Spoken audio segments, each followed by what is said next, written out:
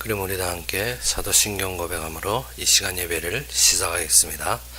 전능한사 천지를 만드신 하나님 아버지를 내가 믿사오며 그의 아들 우리 주 예수 그리스도를 믿사오니 이는 성령으로 잉태하사 동정녀 마리아에게 나시고 본디오 빌라도에게 고난을 받으사 십자가에 못 박혀 죽으시고 장사한 지 사흘 만에 죽은 자 가운데서 다시 살아나시며 하늘에 오르사 전능하신 하나님 우편에 앉아 계시다가 주리로서 산자와 죽은 자를 심판하러 오시리라. 성령을 믿사오며 거룩한 공회와 성도가 서로 교통하는 것과 죄를 사하여 주시는 것과 몸이 다시 사는 것과 영원히 사는 것을 믿사옵나이다. 아멘. 우리 함께 보신 말씀으로는 출애굽기 22장 1절이 되겠습니다.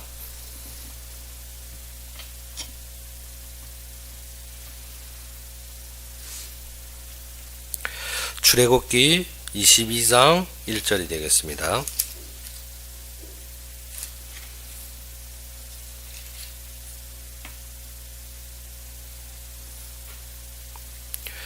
출애굽기 22장 1절 다 찾으셨으면 우리 함께 봉독합시다. 사람이 소나 양을 도둑질하여 잡거나 팔면 그는 소 한 마리에 소 5마리로 갚고 양 한 마리에 양 4마리로 갚을지니라. 아멘. 지금 출애굽기 22장은 21장 그 계속 그대로 무엇인가 하면 여호와께서 이스라엘에게 세울 법규를 설명하는 것입니다. 우리가 법규를 자세히 들여다보면 십계의 그대로 무엇인가 하면 그 바탕에서 하나님께서 우리를 보게 하는 모든 규례들이 보이게 됩니다. 먼저 1계명부터 4계명에서 하나님만 바라보는데 하나님과 우리 사이에 그게 대응되는 우리의 관계를 확실하게 하셔라는 것입니다. 그것이 우리가 오전에 보았던 무엇입니까? 종들에 대한 그의 법규입니다. 그래서 종들에 대해서 우리가 이러하게 대하는데 중요한 것은 무엇인가? 우리가 하나님께로부터 받았으며 하나님을 사랑하고 우리의 주어진 것을 사랑함으로 하나님 앞에 우리가 순복하고 굴복하는 것이 우리가 첫째 계명이라는 것입니다. 그래서 우리가 법규에서 제일 처음으로 주어지는 것이 무엇입니까? 하나님과 우리 사이의 관계가 이루어져서 그 속에서 바라볼 때 나머지 것들은 그렇게 우리가 풀기 어려운 부분들이 아닙니다. 그래서 첫째로 우리에게 주시는 말씀이 무엇입니까? 하나님과 우리 사이에 세워질 법규. 그래서 하나님과 나 사이에 참된 관계가 회복되고 그 속에서 하나님이 우리에게 주시는 말씀을 보게 됩니다. 그래서 12절에 17절에 무엇입니까? 그 속에서 살인하는 자들에 대한 그 법규가 나오며 15절에서 누구 나옵니까? 너희 부모를 어찌라 너희 아버지나 어머니를 치는 자. 그래서 무엇입니까? 네 부모를 공경하라. 그리고 22장 마지막에 보게 되면 또 어떻게 하니까 네 재판관을 존경하라 했습니다. 그래서 마지막으로 어떻게 그들에게 재판관에게 순종하고 재판관을 우리가 어떻게 재판장을 욕하지 말라고 했습니다. 그것이 무엇인가 하면 우리가 알다시피 네 부모를 공경하라. 그래서 어떻게 자기 아버지나 어머니를 치는 자 무엇입니까? 우리가 재판관들이 항상 욕먹는 일을 잘합니다. 무엇 때문에? 쌍방의 재판을 해야 되기 때문에 그 중에서 어떻게 옳고 가름을 갈아야 되기 때문에 재판장들을 많이 욕합니다. 무엇 때문에? 항상 지고 불리한 쪽에서는 욕할 수밖에 없습니다. 그런데 너희 재판장을 어떻게 해? 욕하지 말라. 그래서 무엇하라? 하나님께서 세우신 자들을 너희가 존경하고 따르고 그들을 어떻게 섬겨라는 것입니다. 그것이 우리가 5계명에 보다시피 어떻게 네 부모를 공경하라.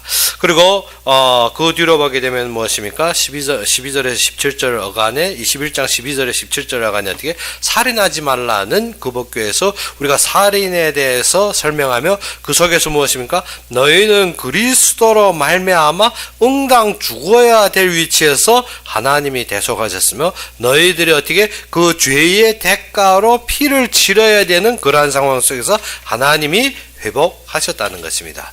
그래서 도피성이 도래를 보며 그들로 말미암아서 어떻게 우리는 무고적으로 무의적으로 우리는 무엇입니까? 태어날 때 누구한테 속았습니까? 사단한테 속아서 죄와 저주의 재앙 아래 빠졌는데 하나님께서 도피성 즉 그리스도의 역사로 말미암아 우리를 구원하셨다는 것입니다. 그러면 오후에 지금 우리가 보시는 22장 말씀에는 무엇입니까? 1절부터 15절은 도적질하는 그 도적에 대한 그러한 배상과 도적에 대항하는 그러한 방법입니다. 그래서 우리 제8계명에 무엇을 했습니까? 도적질하지 말라 했습니다. 그리고 16절에서 20절은 무엇인가 하면 음행하는 자들에 대한 그의 법도입니다. 그러면 우리가 제7계명이 무엇인가? 간음하지 말라는 것입니다. 그래서 오후에 22장에는 주요하게 다룬 것이 무엇인가 하면 7계명, 8계명에 대해서 거기에 우리가 보아야 되는 점들이 많습니다. 오늘 1절에 보다시피 사람이 소나 양을 도둑질하여 잡거나 팔면 그는 소 한 마리에 소 5마리로 갚고 양 한 마리에 양 4마리로 갚을지니라 했습니다. 여기에 소는 어떤 것입니까? 소는 큰 것입니다. 그래서 큰 거는 벌도 어떻게 엄중하다는 것입니다. 우리가 소를 어떻게 큰 짐승으로 도둑질했을 때, 그러니까 어떻게 우리가 큰 범죄, 큰 도둑질을 했을 때는 어떻게 5배로 갚는 것입니다. 양은 작은 것이지만 어떻게 4배로 갚는 것입니다.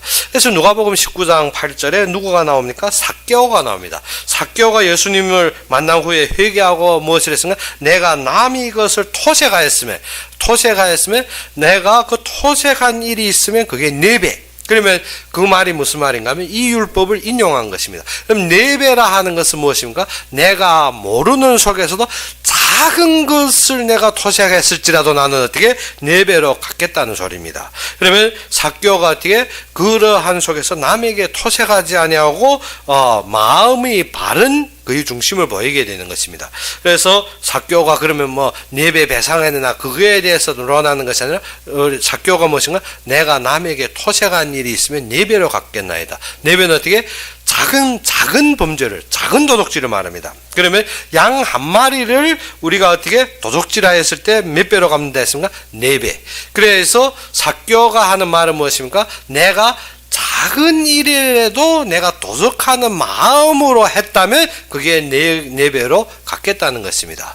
그래서 소는 어떻게 큰 짐승이므로 크게 도둑질하는 것은 어떻게 5배로 더욱 중하게 여기에서 여기는 것입니다. 그래서 2절에서 3절은 무엇인가? 도적에 대한 대처법입니다. 도둑이 뚫고 들어오는 것을 보고 그를 쳐 죽이면 피 흘린 죄가 없으나, 그러면 어떻게 도둑이 집을 쳐 들어오는 것을 보고 그를 때려 죽이면 어떻게 한다? 죄가 없으나, 그런데 어떻게 어느 때까지 놔두면 해 돋은 후에는 피 흘린 죄가 있으리라. 도둑은 반드시 배상할 것이나 배상할 것이 없으면 그 몸을 팔아 그 도둑질한 것을 배상할 것이요. 그럼 무엇입니까?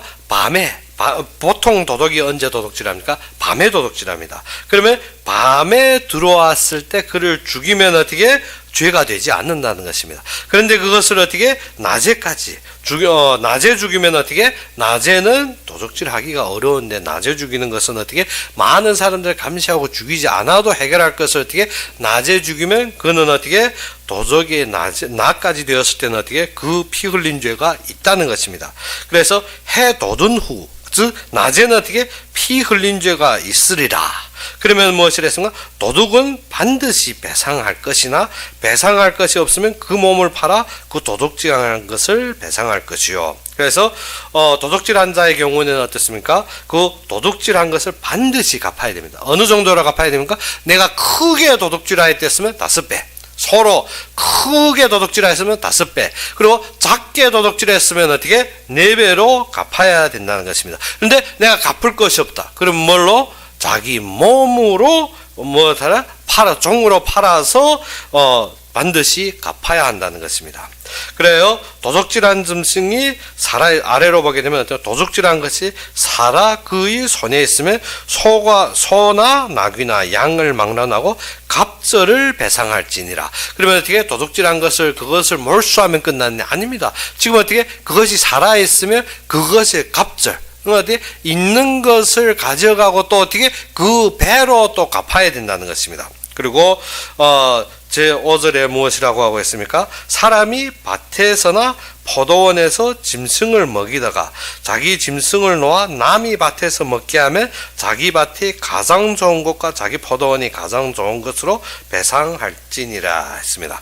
그러면 어떻습니까? 우리가 짐승을 풀다 보면 자기 밭에서 풀 먹고 거기에서 키워야 되는데 그것이 어떻게 넘어가서 남의 밭에 것을 뜯어 먹었다. 그러면 어떻게 내 밭에서 제일 좋은 것으로 배상해야 된다는 것입니다. 하나님께서 무엇입니까? 이 도둑질하는 데 대해서 특별하게 엄중하게 다룬 것이 무엇입니까? 우리가 지금 무엇하고 있다? 하나님 것을 도둑질하고 있다는 것입니다. 우리가 어떻게 작게는 무엇입니까? 작게는 우리가 하나님의 것을 받아가지고 내 것으로 치고, 크게는 어떻게 하나님이 법도에 규정한 11조까지도 도둑질합니다. 또 더 크게는 어떻게 주일 성수마저도 안 합니다. 어느 정도로 사람들이 어떻게 주일날 예배 하나만 드리고 나머지 예배를 까먹고 마음대로 주일 하루를 내 마음껏 돌아다니면 어떻게 주일 성수마저도 도둑질합니다. 무엇을 도둑질했습니까? 시간을 도둑질합니다. 그리고 어떻게 돈을 도둑질했습니다. 무엇 때문에? 11조 해야 되는데 어떻게 한다? 11조 법규에 규정된 것도 안 합니다. 그러면 어떻게? 작은 감사헌금 그런 헌금은 어떻게 당최 생각이 없습니다. 그러면 어떻게 작은 감사헌금 모든 헌금을 안 하는 작은 것, 그리고 어떻게 크게는 11조도 어떻게 한다? 도둑질하고, 그리고 어떻게 예배 시간도 도둑질하고, 그리고 어떻게 기도 시간도 도둑질하고, 그리고 어떻게 성경 읽는 시간도 도둑질하고. 그러면 우리가 몇 배로 갚아야 되겠습니까? 그래서 저와 같은 자는 어떻게 갚을 것이 없어서 평생 몸을 팔아 주의 종이 되는 것입니다. 무엇 때문에? 우리가 너무 하나님 것을 많이 도둑질했기 때문에. 무엇 때문에? 내 뜻대로, 내 생각대로, 내 의지대로, 내 방탕대로 모든 것을 살아오다 어떻게 갚을 값이 없습니다. 무엇 때문에? 시간을 너무 많이 도둑질했습니다. 무엇을 도둑질? 하나님의 경제를 너무 많이 도둑질했습니다. 모든 것을 갚을 수 없을 때는 뭐라? 내 몸을 팔아 어떻게 종으로 그거 배상해라는 것입니다. 그래서 주의종들이 잘난 것이 아닙니다. 너무 많이 도둑질해서 어떻게 하나님 앞에 회개하고 그 시간을 바치는 것입니다. 그렇기 때문에 우리가 알아야 되는 것이 어떻게 나도 지금 이 시간에 하나님 것을 얼마나 도둑질하고 있느냐. 주일날 하루에 예배마저도 우리가 어떻게 마음을 바치지 못하고 그것을 어떻게 주일 시간 전체를 보지 못하고 어떻습니까? 예배에 끝나면 성급하게 내일, 내 시간, 내 것을 찾느라고 바쁜 그 시간 속에서 우리가 하나님 것을 얼마나 도둑질하느냐. 그래서 안식일을 하나님께 세우실 때 무엇인가? 그 전날 저녁 해질 무렵부터 어떻게 안식일 그 하루에 해질 무렵까지 모든 것이 안식일이라는 것입니다. 그 하루 동안 어떻게 내가 먹는 것 이외에는 아무것도 하지 말라 했습니다. 그런데 우리는 어떻게 하고 있습니까? 주일 성수 시간에 주일 교회에 오면서리도 무엇합니까? 내 집의 것을 생각하고 내 사야 될 것을 생각하고 내가 챙겨야 될 것 생각하고 내가 받아야 될 이익을 생각하고 있습니다. 그러면 어떻게? 주일 성수에서도 우리가 어떻게 하고 있습니까? 하나님 것을 도둑질하고 있다는 것입니다.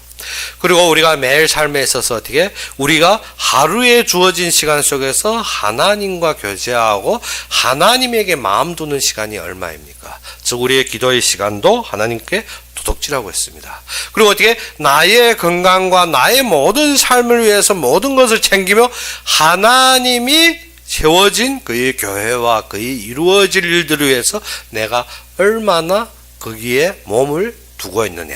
이것도 무엇입니까? 하나님이 이루신 것에 대한 나의 도둑질이라는 것입니다. 그러면 우리가 이 모든 것을 따져보았을 때 내가 어떻습니까? 내가 너무 많이 도둑질했습니다. 그렇기 때문에 어떻게 갚을 것이 어떻게 4배, 5배로 따져도 어떻게 내 남은 평생에 다 물어도 못 문다는 것입니다. 그러면 우리가 어떻게 해야 된다? 참되게 하나님 앞에 그러한 마음을 세워야 됩니다. 그래서 어떻게 바울은 무엇을 했습니까? 내가 전도하지 아니하면 어쩐다? 내게 화가 있을지어다. 무엇 때문에? 이렇게 빚진 자이기 때문에. 내가 하나님 앞에 빚진 자로다. 잘난 것이 아닙니다. 내가 하나님을 위해 얼마 했다가 아니라 내가 이렇게 많이 도둑질해서 나는 어떻게 하나님 앞에 빚진 자에서 내가 전도 아니하면 어떻게 하리라? 화가 있을지언자. 우리가 참되게 우리와 하나님 사이의 관계가 참되게 정리되고 그 위치를 알게 되면 이것이 참되게 마음에 와 닿을 것입니다. 그러지 않으면 어떻습니까? 매일 양으로 따지고 소로 따지고 소 없고 양 없으면 우리가 잃어버린 것이 없습니까? 참되게 우리에게 주어진 모든 것을 내가 지금 어떻게 살고 있느냐. 그래서 우리가 보다시피 무엇을 했습니까? 이 도둑질은 무엇입니까? 하나님 것을 내 것으로 만드는 것. 또 그런데 어떻게 우리가 무의식적으로 지금 짐승을 풀다가 남의 밭에 손해를 끼친 사건입니다. 이것은 어떻게 직접 어떻게 고의적으로 도둑질한 것이 아니라 사람이 밭에서나 포도원에서 짐승을 먹이다가 어떻게 자기의 짐승을 놓아 남의 밭에 가서 먹게 하면 자기의 밭이 가장 좋은 것과 자기의 포도원이 가장 좋은 것으로 배상할지니라 했습니다. 이것은 무엇입니까? 남의 곡식이나 남의 밭에 손해를 준 사건에 대해 거기에 대한 보상법입니다. 우리가 어떻게 작은 풀을 먹었지만 짐승들이 건너가서 좋은 것 아니라 약한 곡식들을 먹었다 할지라도 나의 밭에서 제일 좋은 것으로 배상하라는 것입니다. 그래서 우리 마음에는 어떻게 남이 이득 보려 하는 생각을 어째라? 없애라는 것입니다. 자꾸 우리는 어떻게 이득 보면 어떻습니까? 속이 기쁘지. 우리가 어떻게 마트에 가서도 싹 물건 사다가 어떻게 영업원이 조금 1,000원, 5,000원 더 주면 어떻습니까? 마음이 온 하루 기쁘지. 그리고 어떻게 길에서 돈 100원 하나 줬으면 어떻습니까? 온 하루 그 기분이 상쾌하죠. 그런데 그러한 이득 보려 하는 마음을 어떻게 없애라는 것입니다. 지금 어떻습니까? 내가 방목하는 이 짐승이 남의 밭의 것을 먹었을 때 나에게 제일 좋은 것으로 보상할 마음을 가져라는 것입니다. 그것은 어떻게 약간만한 이득에 중심을 두는 것이 아니라 천지를 주재하신 하나님의 축복에 모든 관심을 가져라는 것입니다. 그래서 하나님 것을 도둑질할 생각 말고 진짜 모든 것이 내 이득으로 내 것을 챙길 생각 말고 어떻게 성실하게 모든 일에서 하나님 앞에 세워져야 된다는 것입니다. 그래서 6절에 무엇인가? 불이 나서 가시나무에 댕겨 낯가리나 거두지 못한 곡식이나 밭을 태우면 불러온 자가 반드시 배상할지니라. 여기에 보게 되면 우리가 가을에 되면 어떻습니까? 각 농촌에서 이 가라지들을 모아서 뭐든가 불살을 합니다. 그런데 이것이 옮겨가지고 어떻게 남이 밭갈이나 남이 아직 채 거두지 못한 곡식을 붙여버리면 어떻게 하느냐. 그래서 그럴 때면 어떻게 반드시 배상해야 됩니다. 그거는 내가 잘못이 아니라도 어떻게 합니까? 내가 지른 그것으로 말미암아 화가 끼쳤을 때 우리가 고의적으로 아니지만 우리가 실수로 우리가 어떻게 한 마리 돌다 보면 어떻습니까?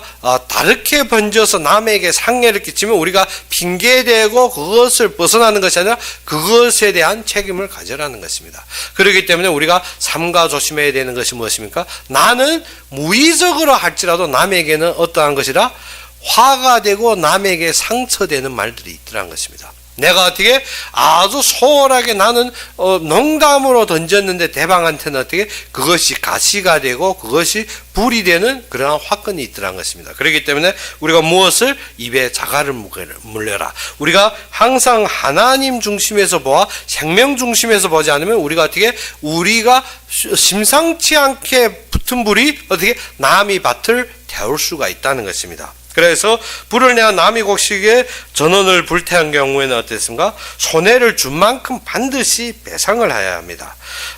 그리고 아래로 보게 되면 맡은 물건, 남의 것을 맡은 것입니다. 7절에 사람이 돈이나 물품을 이웃에게 맡겨 지키게 하였다가 그 이웃 집에서 도둑을 맞았는데 그 도둑이 잡히면 갑절을 배상할 것이요 했습니다.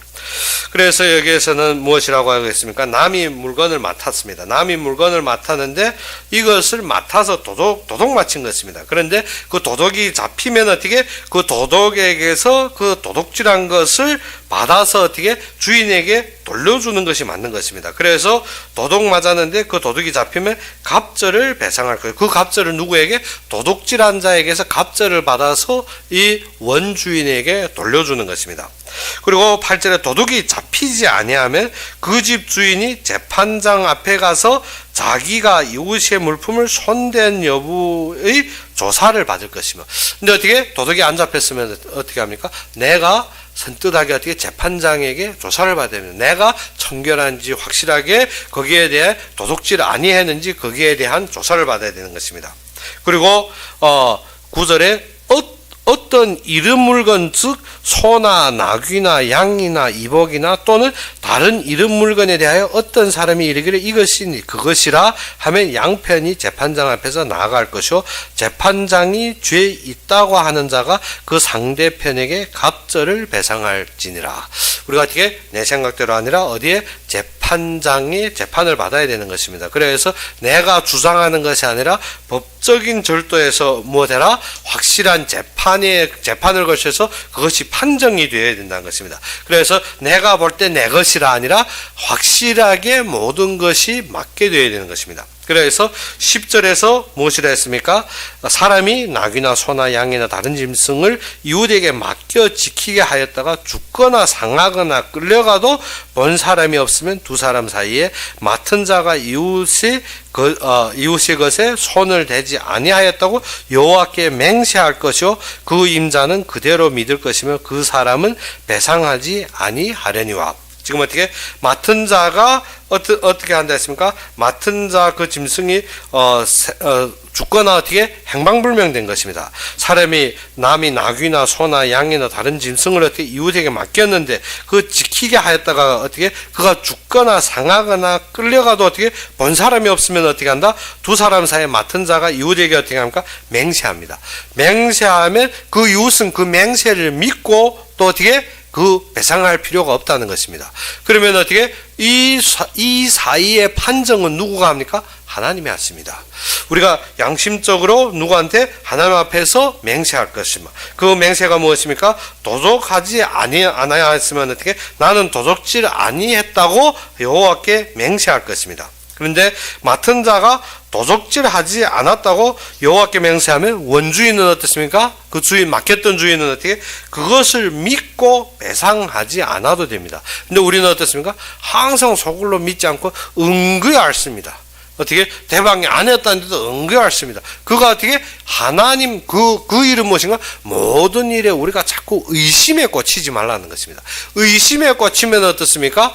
그 대방이 말하는 말에 우리가 어떻게 받아 못 들이게 됩니다. 그래서 의심에 꽂히면 은근히 계속 어떻게 자기 생각대로 모든 것을 조성합니다. 그래서 옛날부터 그러한 속담이 있습니다. 무엇입니까? 도둑질한 자보다 어떻게 도둑 맡은 자가 죄가 더 크답니다. 무엇 때문에? 도둑질한 자는 그 도둑질한 것으로 배상하지만 그 도둑 맡은 자는 어떻게 온갖 의심에 모든 사람을 도둑으로 만들기 때문에. 그래서 어떻게 의심이 그 정도로 무서운 것입니다. 의심하면 우리가 어떻게 그 말을 믿어 못 주는 것입니다. 그래서 오늘 본문에 무엇이라 했습니까? 도둑질을 하지 않았다고 여호와께 맹세하면 무엇입니까? 하나님 앞에서 내가 안 했다면 우리는 어떻게 한다? 그 원주인이 믿어야 되는 것입니다. 그런데 어떻게 가정에서 제일 큰 문제가 무엇인가? 부부간이 상호간이 말을 안 믿습니다.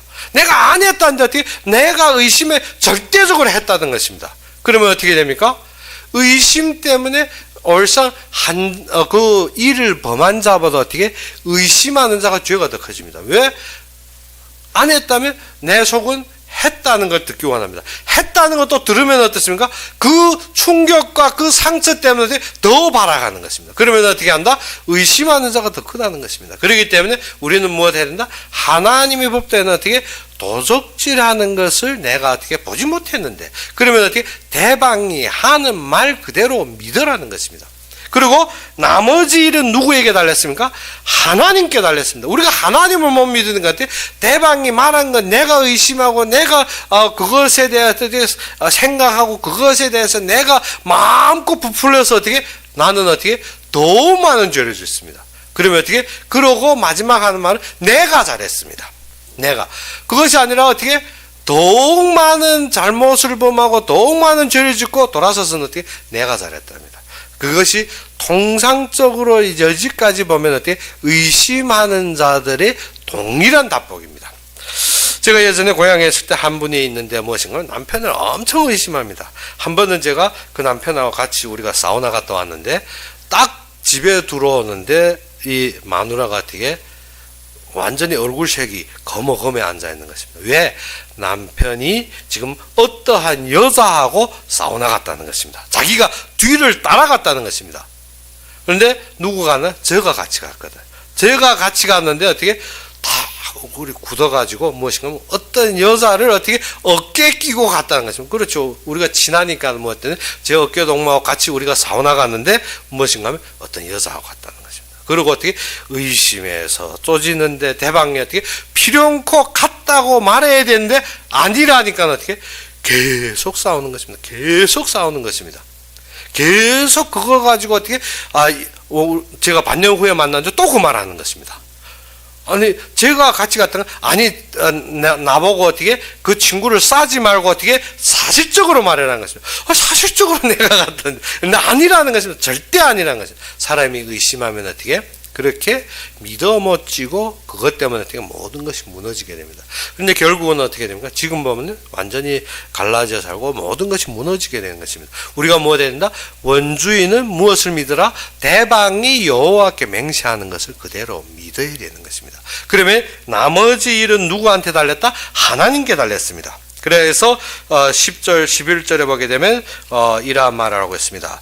11절에 두 사람의 사이에 맡은 자가 이웃의 것에 손을 대지 아니하였다 여호와께 맹세할 것이요 그 임자는 그대로 믿을 것이며 그 사람은 배상하지 아니하려니와 만일 자기에게서 도둑 맞았으면 그 임자에게 배상할 것이며 했습니다.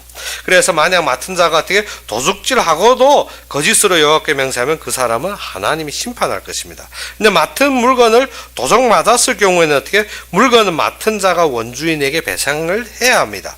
근데 맡은 물건이 찢겨졌을 경우에는 어떻게 맡은 물건이 찢겨졌거나 죽었을 경우에는 어떻게 그 증거를 세워 배상하지 않아도 됩니다. 그런데 어떻게 내가 도둑 안 했다 해도 무엇입니까? 그것에 대해 잃어버리면 그것에 대한 맡은 물건에 대한 배상은 있어야 된다는 것입니다.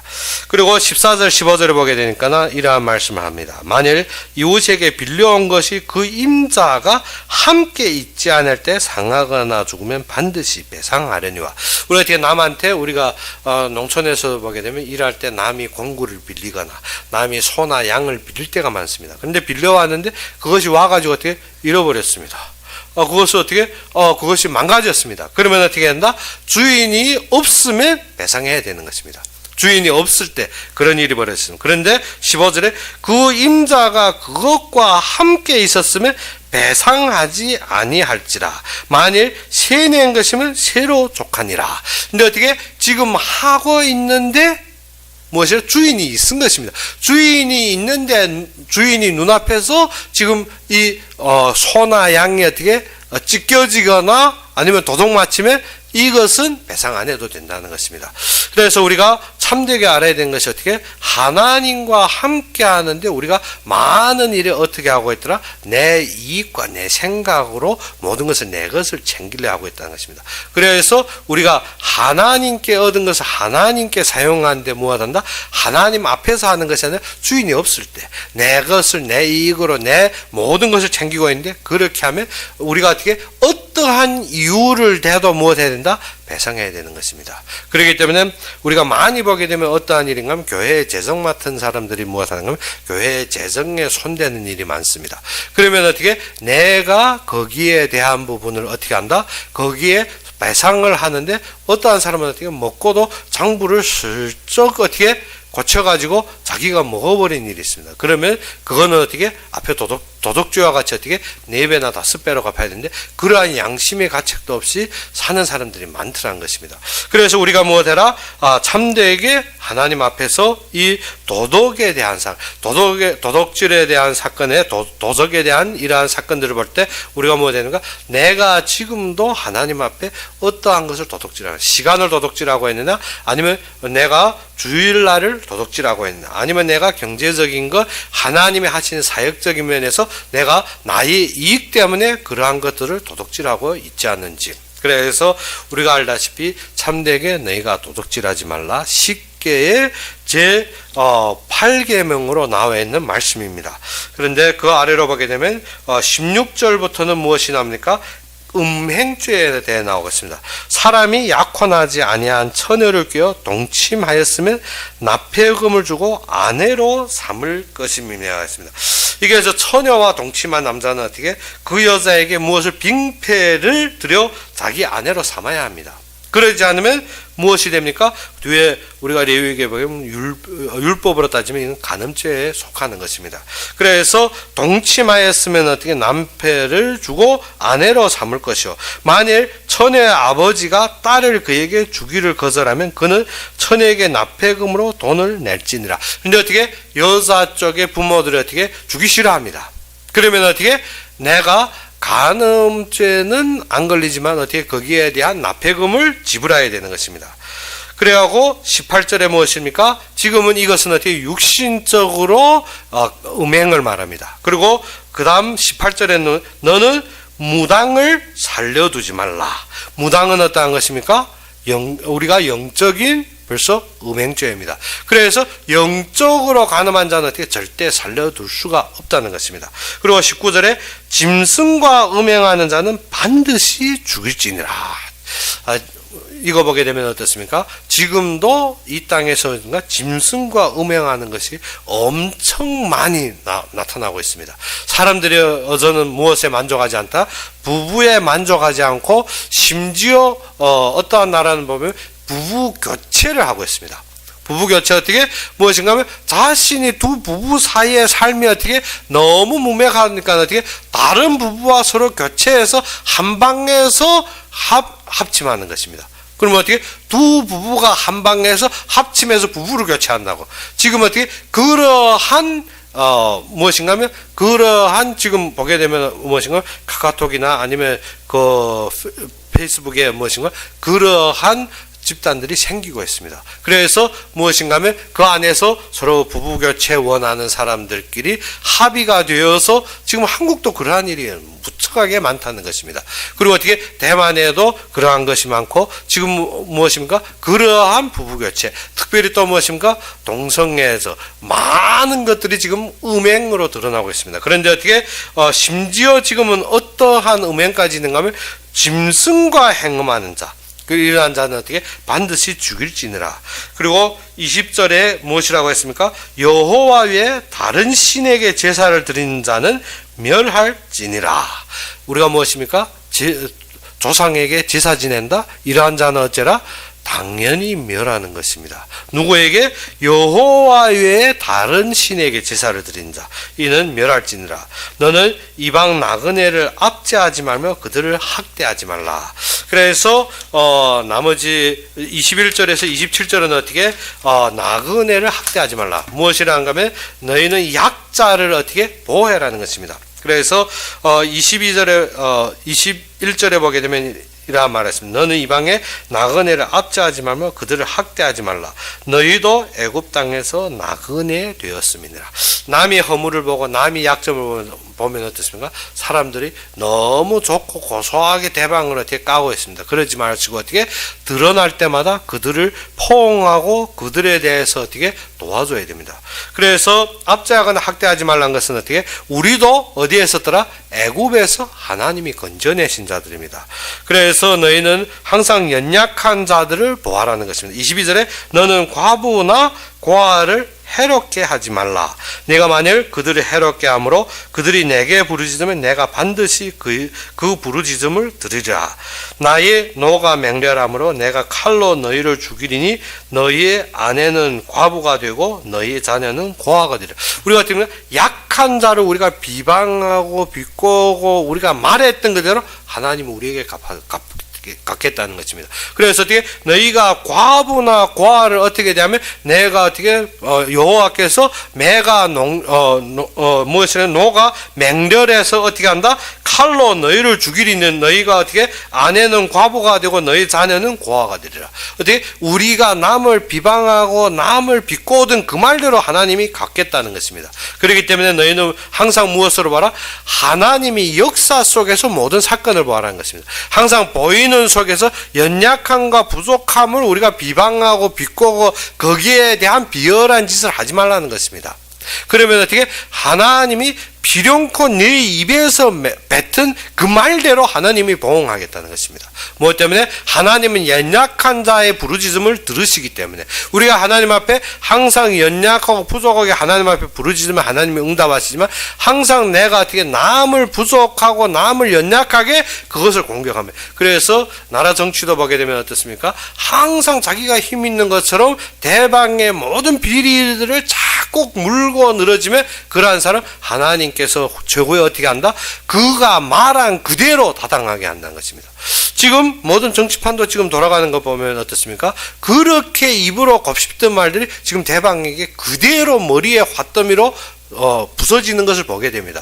우리가 세상 삶에서도 그렇습니다. 항상 우리가 어떻더라? 내가 보기에 연약한 것을 자꾸 곱씹하고 하나님께서 그것을 붙여주신 것에 대해서 우리가 어떻게 도와주고 그에 대해서 우리가 어떻게 참되게 인도해 줘야 됩니다. 무엇 때문에? 너희가 원래 애굽에서 나그네였고 애굽에서 너희는 연약한 자였기 때문에. 그래서 25절부터 무엇을 했습니까? 네가 만일 너와 함께한 내 백성 중에서 가난한 자에게 돈을 구워주면 너는 그에게 채권자같이 하지 말며 이자를 받지 말 것이며. 그래서 어떻게 남을 어려운 자를 그래서 우리에게 어떤 한 백성에서 무엇을 하나님의 은혜 속에서 서로 나눌 때 무엇을 그 이자를 생각하고 내 이익을 위해서 일을 하지 말라는 것입니다. 그래서 26절에 무엇이라는가? 네가 만일 이웃의 옷을 전당 잡거든 해가 지기 전에 그에게 돌려보내라. 그것이 유일한 옷이라. 그것이 그의 알몸을 가려오신즉 그가 무엇을 입고 자겠느냐? 그가 내게 부르짖으면 내가 들으니 나는 자비로운 자이심이니라. 하나님은 자비로운 자라는 것입니다. 그래서 무엇입니까? 옷을 전당 잡는 자는 참되게 없어서 옷으로 전당 잡는데 그 옷 한 벌밖에 없는데 그것을 어떻게 전당물을 잡았으면 어떻게 돈을 가져와야 전당물을 응당 돌려줘야 되는데 무엇인가? 원칙대로 하지 마시고 항상 무엇해라? 그 생명을 귀히 여기는 마음을 가지라는 것입니다. 그래서 하나님은 어떠한 자라? 자비로운 하나님이기 때문에 생명을 귀히 여기는데 우리는 어떻게 자꾸 원칙을 따집니다. 어떠한 원칙? 네가 옷을 나한테 전당 잡혔으니 어떻게 돈을 가져와야 옷을 돌려준다. 그것이 아닙니다. 그 자는 어떻게 알몸으로 밤을 보내기 때문에 어떻게 그 옷 한 벌밖에 없기 때문에 우리가 어떻게 자비로운 마음으로 원칙으로 아니라 생명 중심에서 보아야 된다는 것입니다. 그럼 생명 중심에서 보면 어떻게 해야 됩니까? 그가 알몸으로 있기 때문에 그 전당 잡은 옷을 돌려주는 것이 합당하다는 것입니다. 그래서 28절에 무엇이랍니까? 너는 재판장을 모독하지 말며 백성의 지도자를 저주하지 말지니라. 재판장은 어떻습니까? 우리가 앞에 말했다시피 욕먹는 일을 많이 합니다. 무엇 때문에? 쌍방에 재판하다 보면 한쪽에 이익이 부여되는 것 같고 다른 불이익 받은 자는 어떻게? 항상 욕할 수밖에 없습니다. 그래서 백성들의 이러한 관원들을 욕하지 말라는 것입니다. 재판장은 욕먹기 쉬운 직업입니다. 재판에는 승소와 패소가 있기 때문에 패소한 자는 어떻게 불만을 갖고 욕을 하기 쉬운 위치입니다. 그러면 우리가 어떻게 해야 됩니까? 하나님이 세우신 자를 존경할 줄 알아야 됩니다. 성도는 무엇입니까? 자기의 불리한 그러한 조건에 놓였다 할지라도 무엇인가? 하나님이 주권과 섭리를 믿고 그 승복해야 되는데 항상 무엇합니까? 항상 자기의 생각대로 자기의 주장대로 그리고 공산당이 제일 많이 하는 일이 무엇인가 하면 거짓을 진짜처럼 가지고 선동합니다. 이번에도 한국에서 일어난 사건이 뭐예요? 이재명이 하는 일이 무엇입니까? 윤석열의 가짜들을 선동해서 어떻게 완전히 진짜처럼 부풉니다. 그러할 때 그 선동에 놀아서 무엇하라? 하나님이 세우신 그런 재판장, 하나님이 세우신 그러한 권력에 무엇하라? 선동하지 말고 놀지 말라는 것입니다. 무엇 때문에? 너희가 입 돌린 대로 너희에게 갚기 때문에. 우리가 알아야 되는 것이 무엇입니까? 항상 거짓들이 선동하는 속에서 어떻게 거짓에 속지 말고 항상 무엇을 법규와 하나님이 세우신 그의 권칙에서 보라는 것입니다. 무엇 때문에? 그들이 씹은 입말 그대로 하나님이 갔기 때문에.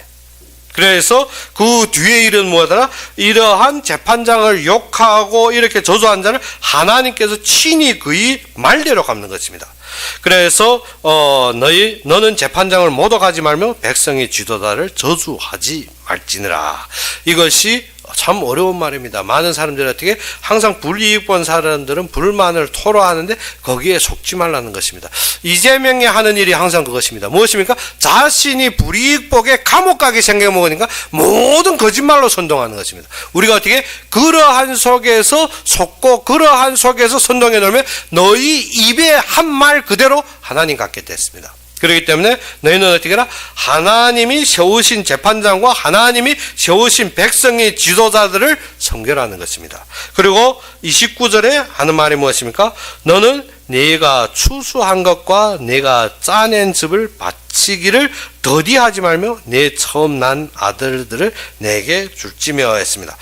이것은 무엇입니까?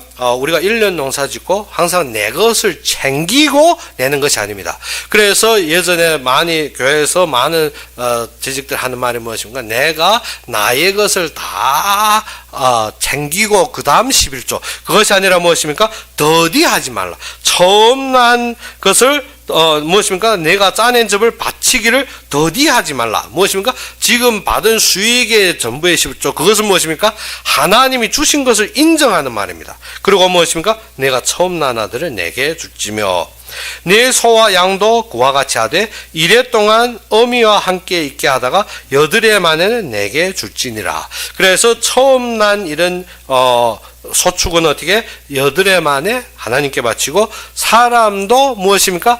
제7일이 지나 제8일에 무엇하라? 할례를 받으라 했습니다. 하나님께 드려주고 하나님을 바라보게 하는 것입니다.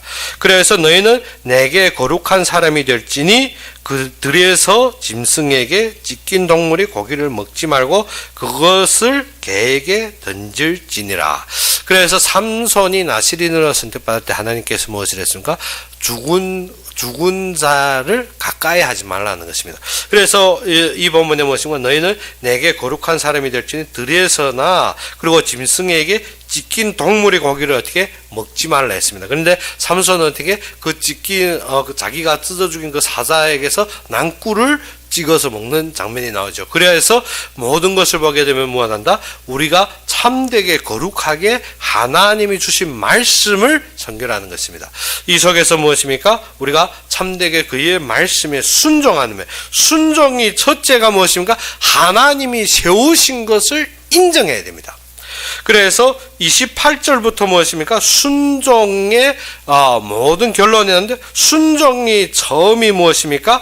재판장에게 순종, 백성의 지도자에게 순종. 무엇입니까? 우리가 재판장 지도자에게 순종할 때야만이 어디에 순종할 수 있습니까? 교회의 인도자에게도 순종할 수 있습니다. 아니면 어떻게? 다 내 주장, 다 내 생각, 다 내 조건입니다. 그러면 우리가 무엇 해야 된다? 참되게 이때 이 시대에 맞는 말하는 것 갖고 불만을 품은 사람들을 멀리하라 했습니다. 그래서 제가 어릴 때 아이들에게 딱 두 가지만 범하지 말라 했습니다. 하나는 거짓말하지 말라. 두 번째는 무엇인가 하면 불만하지 말라. 불만하는 것은 무엇입니까?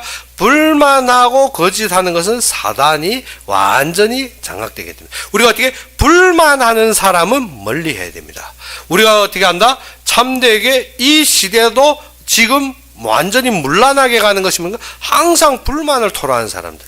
어떠한 불만? 이 시대 정치에 대해, 이 시대 지도자에 대해, 이 시대 교회에 대해서. 교회도 무엇 때문에 무너집니까? 이러한 불만하는 자들이 뭉치가 되기 때문에. 그렇기 때문에 우리가 알아야 되는 것이 무엇입니까? 우리가 참되게 이 시대에 무엇을 알아야 된다? 하나님께 살인하지 말라. 음행의 중심이 무엇입니까? 음행의 중심이 내가 몸을 저버린 것도 있지만 우상을 숭배한 것도 또 무엇입니까? 이러한 언론에 따라서 내가 어떻게 내 생각을 저버리는 것도 무엇입니까? 음행입니다. 하나님이 하시는 것에 순종하는 것이 아니라 내 생각대로 하는 것도 어떠한 거다? 음행이라는 것입니다. 그래서 무엇입니까? 내가 보이는 대로 어떻게 나그네를 학대하는 것도 무엇입니까? 음행입니다. 그렇기 때문에 우리가 참되게 그의 말씀을 순종하며 그에게 따르며 그의 의를 따라서 그의 인도하는 걸음 속에서 참된 하나님의 영광을 누리는 여러분이 되기를 주 이름으로 축원합니다. 그럼 우리 함께 기도합시다. 아버지 하나님, 진정 우리의 생각과 기준으로 주님 말씀을 보는 것이 아니라 참되게 주님께서 인도하는 그의 흐름 속에서 주님의 역사 속에서 보게 하여 주시옵시고, 주님께서 세우신 모든 삶에 우리가 인정하고 그 주님의 말씀에 순복하며 주님을 높이고 모든 사건에 오직 하나님만 찬양할 수 있도록 주님 함께하기를 바라며 예수 그리스도 이름으로 감사하며 기도 올렸습니다. 그러면 우리 주기도문으로 이 시간 예배를 마치겠습니다. 하늘에 계신 우리 아버지여, 이름이 거룩히 여김을 받으시오며 나라의 마옵시며 뜻이 하늘에서 이룬 것 같이 땅에서도 이루어지이다. 오늘날 우리에게 일용할 양식을 주옵시고 우리가 우리에게 죄진 자를 사하여 준 것 같이 우리 죄를 사하여 주옵시고 우리를 시험에 들게 하지 마옵시며 다만 악에서 구하옵소서. 대개 나라와 권세와 영광이 아버지에게 영원히 있사옵나이다. 아멘.